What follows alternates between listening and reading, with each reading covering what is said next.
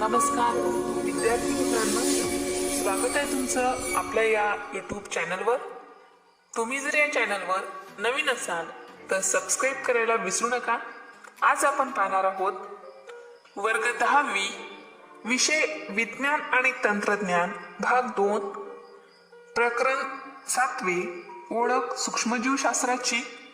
आज आपण ओळख सूक्ष्मजीवशास्त्राची या प्रकरणाचा अभ्यास स्वाध्यायाच्या माध्यमातून करणार आहोत. हे प्रकरण व्यवस्थित समजून घेणार आहोत. चला तर मग स्वाध्यायाला सुरुवात करूया. स्वाध्यायामध्ये पहिला प्रश्न, दिलेल्या पर्यायापैकी योग्य पर्याय निवडून वाक्य पुन्हा लिहा व त्यांचे स्पष्टीकरण लिहा. खाली काही पर्याय दिले आहेत, त्याखाली विधाने दिली आहेत. योग्य विधान योग्य पर्याय निवडून लिहायचं आहे आणि जे विधानाचे उत्तर दिले आहे त्या विधानाचे उत्तरासहित थोडक्यात स्पष्टीकरण करायचे आहे. तर पर्याय काय आहेत बघा. ग्लुकॉनिक आम्ल, क्लथन, अमिनो आम्ल, ॲसेटिक आम्ल, क्लॉस्ट्रिडियम, लॅक्टोबॅसिलाई. पहिलं विधान आहे, लॅक्टिक आम्लामुळे दुधातील प्रथिनांचे रिकामी जागा होण्याची क्रिया घडते. उत्तर क्लथन. यानंतर स्पष्टीकरण, लॅक्टोबॅसिलाई जीवाणू दुधाचे किण्वन करतात.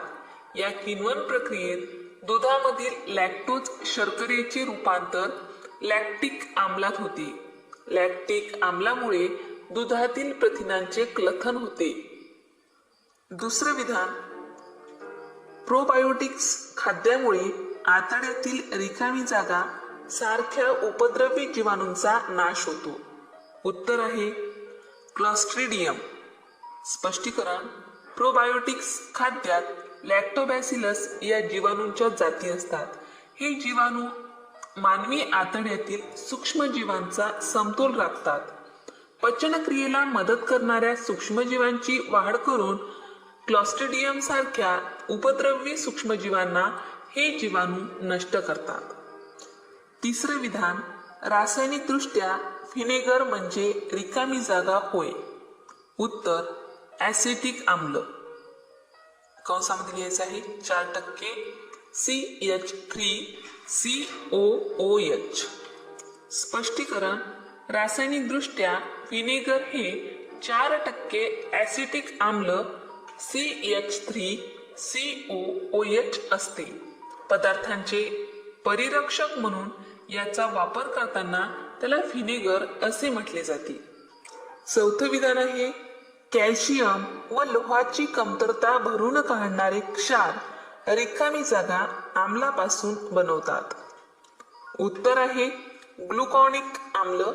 स्पष्टीकरण, ग्लुकोज व कॉर्नस्टीप लिकर हे स्रोत वापरून ॲस्पारजिलस नायगर या जीवाणूंच्या साह्याने ग्लुकॉनिक आम्ल या अमिनो आम्लाच्या मदतीने कॅल्शियम व लोह कमतरता भरून काढणाऱ्या क्षारांचे व्यावसायिक उत्पादन करता येते. अशा प्रकारे आपण प्रश्न पहिला दिलेल्या पर्यायापैकी योग्य पर्याय निवडून वाक्य पुन्हा लिहिले आहे व त्यांचे स्पष्टीकरण सुद्धा केले आहेत. प्रश्न दुसरा, योग्य जोड्या जुळवा.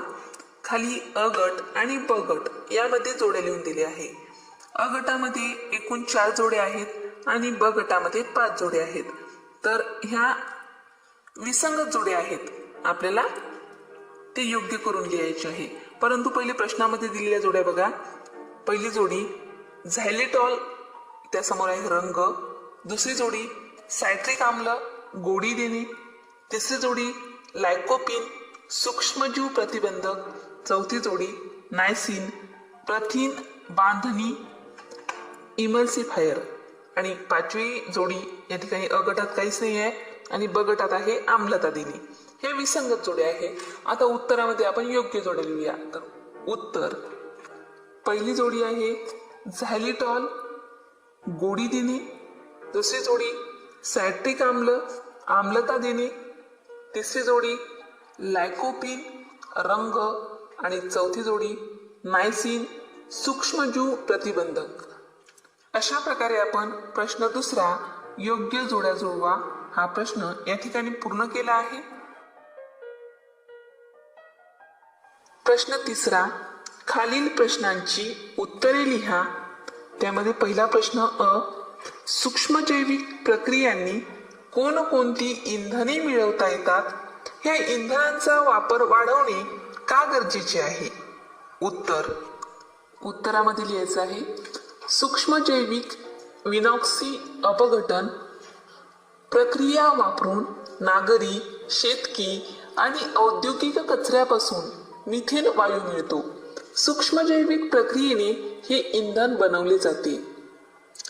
इथेनॉल हे अल्कोहोल एक स्वच्छ धूररहित इंधन आहे. हे इंधन ऊसाच्या मळीचे किण्वन करून सॅक्रोमायसिसच्या मदतीने मिळवले जाते. पाण्याचे जैविक प्रकाश अपघटन या प्रक्रियेतून जीवाणू प्रकाशीय क्षपन करतात. त्यावेळी मुक्त झालेला हायड्रोजन वायू इंधन म्हणून वापरला जातो. सूक्ष्मजैविक प्रक्रियांनी तयार केलेली इंधने वापरणे गरजेचे आहे, कारण पारंपरिक इंधने काही कालावधीनंतर संपतील. तसेच या जीवाश्म इंधनांनी हवा प्रदूषण होते. भविष्य काळात पर्यावरणपूरक इंधने वापरण्याला पर्याय नाही. दुसरा प्रश्न, समुद्र किंवा नदीच्या तेलाचे तवंग कसे नष्ट केले जातात? पेट्रोलियम म्हणजे क्रूड तेलाची गळती निरनिराळ्या कारणांनी समुद्रात होत असते. हे तेल जलचरांसाठी घातक व विषारी ठरू शकते. पाण्यावर आलेला तेलाचा तवंग यांत्रिक पद्धतीने दूर करता येतो, पण हे कठीण असते. त्यामुळे जैविक पद्धतीने व तेल तवंगाला दूर करण्यासाठी अल्केनी होरेक्स, बॉर्क्युमेन्सिस व स्युडोमोनास हे जीवाणू वापरले जातात. या जीवाणूंमध्ये पिरिडेन्स व इतर रसायने नष्ट करण्याची क्षमता आहे. त्यामुळे तेलाचे तवंग नष्ट होतात. हे जीवाणू हायड्रोकार्बोनोक्लास्टिक बॅक्टेरिया HCB असतात. HCB हे हायड्रोकार्बनचे अपघटन करून त्यातील कार्बनचा ऑक्सिजनशी संयोग घडवून आणतात. या अभिक्रियेत CO2 व पाणी तयार होते. अशा रीतीने समुद्र किंवा नदीमध्ये सांडलेल्या तेलाचे तवंग नष्ट केले जातात. प्रश्न तिसरा, आम्लपर्जन्यामुळे प्रदूषित झालेली माती पुन्हा सुपीक कशी केली जाते? आम्लपर्जन्यामुळे प्रदूषित झालेली माती पुन्हा सुपीक करण्यासाठी जीवाणूंच्या विशिष्ट जाती वापरल्या जातात. स्वच्छ तंत्रज्ञान या पद्धतीत ॲसिडोबॅसिलस, फेरोऑक्सिडन्स व ॲसिडिफिलियम या जीवाणू प्रजाती यासाठी वापरले जातात. आम्लपर्जन्यांमध्ये सल्फ्युरिक आम्ल असते. या जीवाणूंसाठी हे सल्फ्युरिक आम्ल ऊर्जास्रोत आहे. अशा जीवाणूंचा समूह वापरून आम्लपर्जन्यामुळे होणारे भूप्रदूषण आटोक्यात आणले जाते. अशा रीतीने आम्लपर्जन्यामुळे प्रदूषित झालेली माती पुन्हा सुपीक केली जाते. चौथा प्रश्न आहे, सेंद्रिय शेतीमध्ये जैव कीटकनाशकांचे महत्त्व स्पष्ट करा. सेंद्रिय शेतीमध्ये जैव कीटकनाशकांचे महत्त्व पुढील प्रमाणे आहे. जैव कीटकनाशके वापरल्यास भूप्रदूषण होत नाही, अन्यथा रासायनिक खतांमुळे मोठ्या प्रमाणावर भूप्रदूषण होत असते. रासायनिक कीटकनाशके व कीटकनाशके यातून फ्लोरासिटामाइड सारखी रासायनिक द्रव्ये मातीत मिसळत असतात. ही वनस्पती व गुरांसाठी घातक असणारी रसायने सूक्ष्मजीवांच्या साह्याने नष्ट करण्यात येतात. कवके व विषाणूंच्या काही प्रजाती जैव कीटकनाशके म्हणून वापरता येतात. जीवाणू व कवक यांच्यात पिकावरील कीड, कीटक, रोगजंतूचा नाश करण्यासाठी द्रव्ये असतात. ही टॉक्झिन्स द्रव्ये जीवाणूंपासून आणि कवकांपासून मिळवली जातात आणि जैवतंत्रज्ञानाने थेट वनस्पतीमध्येच अंतर्भूत केली जातात. कीटकांसाठी ही विषारी असल्याने कीटक या वनस्पतींना खात नाहीत. त्यामुळे पिकांचे आपोआपच संरक्षण होते. उदाहरण किण्वन प्रक्रियेत मिळणारे उपउत्पादन स्पायनोसॅड. पाचवा प्रश्न आहे, प्रोबायोटिक्स उत्पादने लोकप्रिय होण्याची कारणे कोणती? उत्तर, प्रोबायोटिक्स क्रियाशील जीवाणू असणारे दुग्धजन्य पदार्थ आहेत. त्यांचे आरोग्यासाठी अनेक फायदे आहेत. उदाहरण, प्रोबायोटिक्समुळे आपल्या अन्नमार्गात उपयुक्त सूक्ष्मजीवांच्या वसाहती होतात. क्लॉस्ट्रिडियम सारख्या इतर घातक सूक्ष्मजीवांवर हे चांगले जीवाणू नियंत्रण ठेवतात. तसेच अशा जीवाणूंच्या चयापचय क्रियांवर देखील नियंत्रण ठेवतात. प्रोबायोटिक्समुळे शरीराची प्रतिकार क्षमता वाढते. चयापचय प्रक्रियेत निर्माण झालेल्या घातक पदार्थांचे दुष्परिणाम कमी करतात. एखाद्याने जर प्रतिजैविकांचे उपचार घेतले असतील तर त्यामुळे अन्नमार्गातील उपयुक्त सूक्ष्मजीवही अकार्यक्षम होतात. अशा उपयुक्त जीवाणूंना पुन्हा सक्रिय करण्याचे काम प्रोबायोटिक्स करतात. अतिसाराच्या उपचारासाठी प्रोबायोटिक्स वापरतात. तसेच इतर पाळीव प्राण्यांच्या जसे कोंबड्यावरील उपचारांसाठी हल्ली प्रोबायोटिक्स वापरतात. या साऱ्या फायद्यांमुळेच अलीकडच्या काळात प्रोबायोटिक्स उत्पादने लोकप्रिय झाली आहेत. सहावा प्रश्न आहे, बेकर्स ईस्ट वापरून बनवलेली पाव व इतर उत्पादने पौष्टिक कशी ठरतात? उत्तर, पाव बनवताना किण्वन प्रक्रिया होण्यासाठी पिठात बेकर्स ईस्ट म्हणजेच सॅक्रोमायसिस सेरेफिसी घातला जातो. व्यावसायिक बेकरी उद्योगात संकुचित ईस्टचा वापर होतो. कोरड्या दाणेदार स्वरूपातील ईस्ट घरगुती बेकिंगसाठी वापरतात. व्यावसायिक उपयोगासाठी ईस्ट वापरून बनवलेल्या पिठामध्ये कर्बोदके, मेद, प्रथिने, विविध जीवनसत्वे व खनिजे असे उपयुक्त घटक असतात. त्यात ऊर्जाही जास्त असते. त्यात किण्वनामुळे पौष्टिकता देखील निर्माण होते. त्यामुळे अशा पिठापासून बनवलेले पदार्थ, पाव व इतर उत्पादने पौष्टिक ठरतात.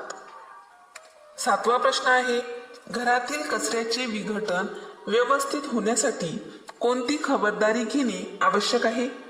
उत्तर, घरातील कचऱ्यात जैव विघटनशील आणि अजैव विघटनशील असे दोन्ही प्रकारचे पदार्थ असू शकतात. यातील जैव विघटनशील कचरा आपसुकच कुजला जाऊन त्यापासून विघटनाने असेंद्रिय घटक पुन्हा तयार होतात. परंतु अजैव विघटनशील पदार्थ वेगळे काढून ते पुनर्वापर किंवा पुनर्चक्रीकरण करण्यासाठी पाठवता येतील. यालाच सुका कचरा आणि ओला कचरा असेही म्हटले जाते. मात्र हे दोन्ही निरनिराळे साठवणे आवश्यक आहे. ओल्या कचऱ्याचे घरातल्या घरात देखील विघटन करता येते. त्यासाठी एखाद्या कुंडीत किंवा टाकीत ओला कचरा कंपोस्ट करण्यासाठी ठेवावा. त्यावर एखादा मातीचा पातळ थर टाकावा. हवा खेळती राहील अशा ठिकाणी ही कंपोस्ट कुंडी ठेवता येते. घरातील विघटनशील कचऱ्यात प्लास्टिकच्या वस्तू, काचा, धातूच्या वस्तू किंवा औषधे, ई वेस्ट या वस्तूचा समावेश कधीही नसावा. विषारी पदार्थ, कीटकनाशक द्रव्ये यामुळे विघटन योग्यरित्या होणार नाही. तसेच आम्लता असलेल्या पदार्थांनी देखील विघटन प्रक्रियेला बाधा येते. त्यामुळे घरातील कचरा विघटन करताना योग्य ती खबरदारी घेणे आवश्यक आहे. आठवा प्रश्न आहे, प्लॅस्टिक पिशव्या वापरण्यावर बंदी घालणे का गरजेचे आहे? उत्तर, प्लॅस्टिक हा अविघटनशील पदार्थ आहे. त्यातील असेंद्रिय घटक निसर्गाकडे पुन्हा जाण्यासाठी खूपच वर्षे लागतात. शेकडो वर्षे प्लॅस्टिक तसेच पडून राहते. त्यामुळे प्लॅस्टिकचे घनकचरा प्रदूषण होते. प्लॅस्टिक जाळल्यास विषारी वायूने हवा प्रदूषण होते. विशेषतः ज्यावेळी प्लॅस्टिक कसेही आणि कोठेही फेकले जाते तेव्हा त्याचे गंभीर दुष्परिणाम होतात. जर प्लॅस्टिकच्या टाकाऊ वस्तू भूमिभरण क्षेत्रात टाकल्या तर तेथे होणाऱ्या विघटन प्रक्रियांवर विपरीत परिणाम होतो. जर या वस्तू पाण्यात टाकल्या तर तेथील जलचरांना हानी पोहोचू शकते. विशेषतः प्लॅस्टिक पिशव्यांचा वापर अतिशय हलगर्जीपणे आणि खूप जास्त प्रमाणात केला जातो. गाईगुरांच्या पोटात प्लॅस्टिक जाऊन पडतात. पावसाच्या काळात गटारे प्लास्टिकच्या पिशव्यांनी तुंबून शहरे जलमय होतात। मासेमारी करणाऱ्या मच्छीमारांच्या जाळ्यात आता निम्म्याहून जास्त प्लास्टिकच्या पिशव्याच येतात। हे सत्य आहे। जोपर्यंत लोक आपली मानसिकता बदलत नाहीत तोवर हे प्लास्टिकचे दुष्परिणाम संपूर्ण पर्यावरणाला सोसावे लागतात। कापडी पिशव्या हा प्लास्टिकच्या पिशव्यांना चांगला पर्याय आहे। हे सर्व लक्षात घेतल्यास प्लास्टिक पिशवीवर बंदी येणे योग्यच आहे व गरजेचीही आहे। अशा प्रकारे आपण प्रश्न 3 दिलेल्या प्रश्नांची उत्तरे अगदी व्यवस्थित आणि सविस्तर लिहिली आहेत। प्रश्न 4 पुढील संकल्पना चित्र पूर्ण करा। संकल्पना चित्र पूर्ण करण्यासाठी संकल्पना दिली आहे। प्रक्रियेनंतर मिळणारे सांडपाणी। प्रक्रियेनंतर मिळणारे सांडपाणी यामध्ये एक मुद्दा लिहून दिला आहे, तो आहे स्वच्छता आणि 3 चौकोन रिकामी आहे, त्यामध्ये आपल्याला अजून 3 मुद्दे लिहायचे आहेत। प्रक्रियेनंतर मिळणारे सांडपाणी यामध्ये पुस्तकात काय लिहून दिले आहे आपल्याला? स्वच्छता। दुसरा मुद्दा लिहायचा आहे दुसऱ्या चौकोनात बायोगॅस संयंत्रात वापर। तिसरा मुद्दा निर्धोक पाणी आणि चौथा मुद्दा गाळाचा खत म्हणून वापर। हे काय आहेत? प्रक्रियेनंतर मिळणाऱ्या सांडपाण्याचे फायदे आहेत। प्रक्रियेनंतर मिळणारे जे सांडपाणी मिळते आपल्याला त्यापासून आपण स्वच्छता करू शकतो, बायोगॅस संयंत्रात वापर करू शकतो, निर्धोक पाणी म्हणून त्याचा वापर करू शकतो, शिवाय जो गाळ शिल्लक राहतो त्याचा सुद्धा खत म्हणून वापर करता येतो। प्रश्न 5 शास्त्रीय कारणे लिहा। त्यामध्ये पहिला प्रश्न औद्योगिक सूक्ष्मजीवशास्त्रात उत्परिवर्तित प्रजातींचा वापर वाढला आहे। उत्तर औद्योगिक सूक्ष्मजीवशास्त्र या शास्त्रात जैव तंत्रज्ञानाच्या पद्धती वापरून अनेकविध फायदे देणाऱ्या प्रजातींचा उपयोग करण्यात येतो। उत्परिवर्तित जाती आणि जनुक अभियांत्रिकीने बनवलेल्या प्रजाती वापरल्या की उत्पादनात भरीव वाढ होते। प्रतिजैविके, जीवनसत्वे, अमिनो आम्ले, विकरे अशा निरनिराळ्या उत्पादनात उत्परिवर्तित प्रजातींचा वापर करता येतो। कचरा व्यवस्थापन व प्रदूषण नियंत्रण असे पर्यावरणाचे काही प्रश्न असे सूक्ष्मजीव वापरून सोडवले जातात। शेतीमध्ये देखील बीटी प्रकारच्या जाती याच पद्धतीने तयार केल्या जातात। या सर्व कारणांसाठी औद्योगिक सूक्ष्मजीवशास्त्रात उत्परिवर्तित प्रजातींचा वापर वाढला आहे। प्रश्न 2 डिटर्जंट्समध्ये सूक्ष्मजैविक प्रक्रियेने मिळवलेले विकर मिसळतात। डिटर्जंट्स म्हणजे वेगवेगळ्या powder, Nirma powder, feel powder, घडी पावडर, त्यालाच एकत्रित डिटर्जंट्स असे म्हणतात। त्यामध्ये सूक्ष्मजैविक प्रक्रियेने मिळवलेले विकर मिसळतात। तर आपल्याला उत्तर लिहायचं आहे। तर उत्तर डिटर्जंट्समध्ये सूक्ष्मजैविक विकरे मिसळल्याने त्यांचे कार्य अधिक क्षमतेने होते। कपड्यातील मळ काढण्याची प्रक्रिया कमी तापमानालाही घडून येते, म्हणून डिटर्जंट्समध्ये सूक्ष्मजैविक प्रक्रियेने मिळवलेले विकर मिसळतात। तिसरा प्रश्न रसायन उद्योगात रासायनिक उत्प्रेरकांऐवजी सूक्ष्मजैविक विकरे वापरली जातात। उत्तर रासायनिक उत्प्रेरकांऐवजी सूक्ष्मजीवांच्या साहाय्याने मिळवलेली विकरे वापरण्यात आल्यास पुढील फायदे होतात। ऊर्जा बचत होते, तसेच महागड्या क्षरणरोधक उपकरणांची गरज भासत नाही। ही विकरे कमी तापमान, pH व दाब अशा परिस्थितीत देखील काम करू शकतात। सूक्ष्मजैविक विकरे वापरून केलेल्या अभिक्रियात अनावश्यक उपउत्पादिते बनत नाहीत। शुद्धीकरणाचा खर्च कमी होतो। सूक्ष्मजैविक विकरांच्या अभिक्रियांमध्ये टाकाऊ पदार्थांचे उत्सर्जन, त्यांचे विघटन टाळले जाते, तसेच विकरांचा पुनर्वापरही करता येतो, म्हणून सूक्ष्मजैविक विकरे पर्यावरण स्नेही ठरतात। अशा प्रकारे प्रश्न 5 शास्त्रीय कारणे लिहा हा प्रश्न या ठिकाणी पूर्ण केला आहे। प्रश्न 6 उपयोगांच्या अनुषंगाने पुढील संकल्पना चित्र पूर्ण करा।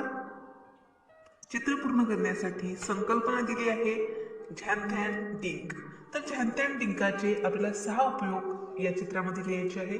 तर पहिला उपयोग आहे उच्च प्रतीचा कागद, दुसरा आहे टूथपेस्ट, तिसरा आहे रंग, चौथा आहे वस्त्रांचे रंग, त्यानंतर तणनाशक आणि खत या सर्व बाबींमध्ये ध्यान लिंगाचा उपयोग केला जातो. अशा प्रकारे आपण उपयोगांच्या अनुषंगाने दिलेले संकल्पनाचित्र पूर्ण केलं आहे. 7वा प्रश्न आहे, पर्यावरणीय व्यवस्थापनासंदर्भात पुढील संकल्पनाचित्र पूर्ण करा. चित्र पूर्ण करण्यासाठी संकल्पना दिली आहे सूक्ष्मजीव, त्यामध्ये एक मुद्दा लिहून दिला आहे तेल गळती. तर पर्यावरणीय व्यवस्थापनासंदर्भात आपल्याला इतर मुद्दे द्यायचे आहेत, तर ते आहेत जैविक कीटकनाशके, जैविक सरोप, जैव इंधने, बायोगॅस व कंपोस्टिंग, भूमिभरण, सांडपाणी व्यवस्थापन. अशा प्रकारे सूक्ष्मजीव यांचे पर्यावरणीय व्यवस्थापनासंदर्भात संकल्पनाचित्र तयार करता येतील. अशा प्रकारे या ठिकाणी आपण संकल्पनाचित्र पूर्ण करा हा प्रश्न पूर्ण केला आहे. प्रश्न 8वा, खालील प्रश्नांची उत्तरे लिहा. त्यामध्ये पहिला प्रश्न अ, कंपोस्ट खत निर्मितीत सूक्ष्मजीवांची भूमिका काय आहे? उत्तर, सूक्ष्मजीव सेंद्रिय पदार्थांचे नैसर्गिकरित्या विघटन घडवून आणतात. नैसर्गिक विघटन होत असताना अनेक जीवाणू आणि कवक प्रजाती या पदार्थांपासून मूळ घटक पुन्हा निसर्गात पाठवतात. कंपोस्ट खत अशा रीतीनेच पुनर्चक्रीकरणाने बनते. दुसरा प्रश्न आ, पेट्रोल व डिझेलमध्ये इथेनॉल मिसळण्याचे फायदे काय आहेत? उत्तर, इंधन म्हणून केवळ पेट्रोल किंवा डिझेल वापरली की त्यामुळे हवा प्रदूषण जास्त होते. तसेच ही जीवाश्म इंधने असल्यामुळे ती कालांतराने संपून जातात. ज्यावेळी पेट्रोल व डिझेलमध्ये इथेनॉल मिसळले जाते तेव्हा CO2, CO आणि हायड्रोकार्बन यांचे हवेत जाणारे प्रमाण लक्षणीयरित्या कमी होते. पेट्रोल व डिझेलच्या ज्वलनातून जशी कणरूप घन प्रदूषिते तयार होतात तशी प्रदूषिते इथेनॉलच्या ज्वलनातून तयार होत नाहीत. महाग पेट्रोल किंवा डिझेलमध्ये इथेनॉल मिसळल्याने इंधनाची किंमत देखील कमी होते. इथेनॉलचे ज्वलन देखील अधिक परिणामकारक होते.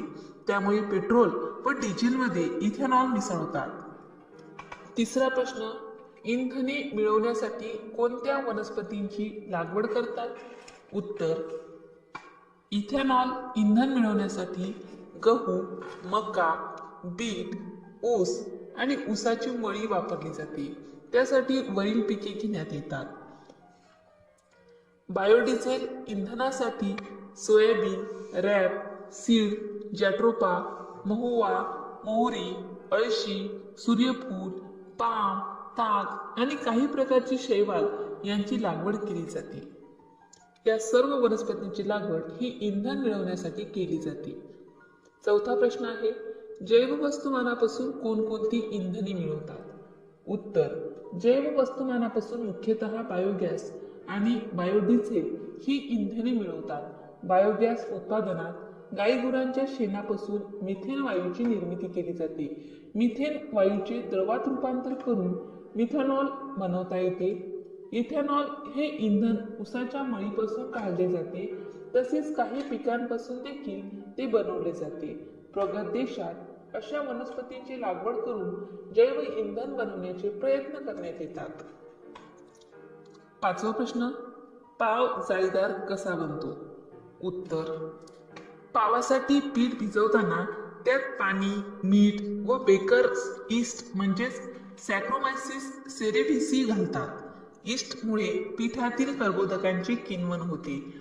पिठातील शर्करेचे रूपांतर कार्बन डायऑक्साईड व इथेनॉलमध्ये होते. पिठात CO2 निर्माण झाल्यामुळे पीठ फुगते. असे पीठ भाजल्यानंतर हा CO2 बाहेर पडून पाव जाळीदार होतो.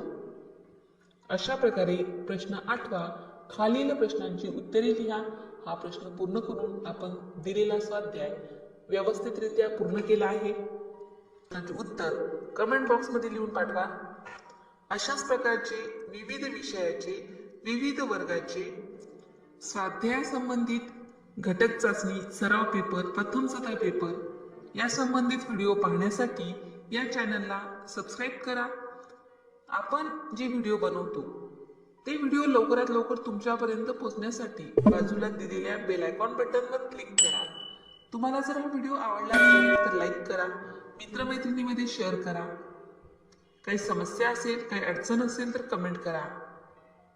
आणि सर्वात महत्त्वाचं म्हणजे